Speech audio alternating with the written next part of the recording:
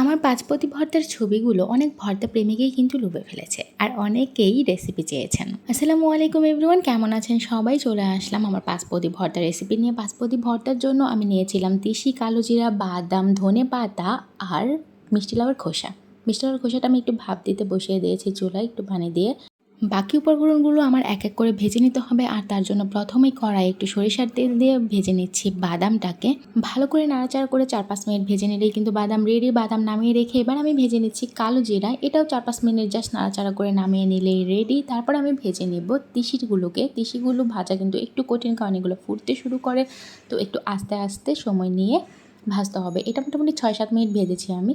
তো আমার বাদাম, কালো জিরার তিসি কিন্তু রেডি। এখন আবার ভাজার জন্য আমি একটু তেল নিয়ে নিলাম আর ধনেপাতাগুলো দিয়ে ধনেপাতা বেশ কিছুক্ষণ সময় নিয়ে ভেজে নিব, যতক্ষণ পর্যন্ত এভাবে একদম শাকের মতো নেতিয়ে না যায়।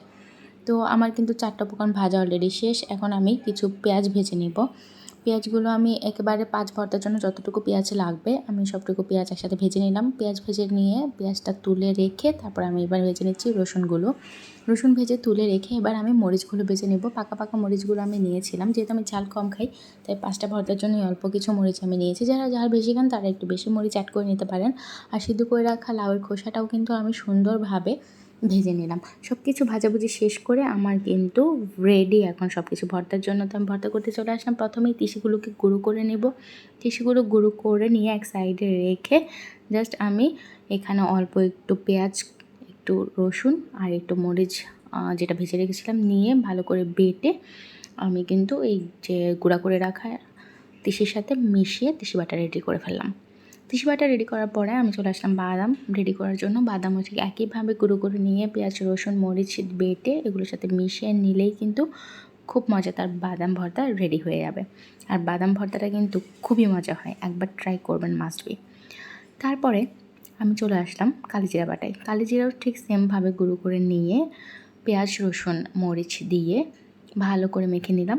ব্যাস হয়ে গেল কালো জিরা বাটা।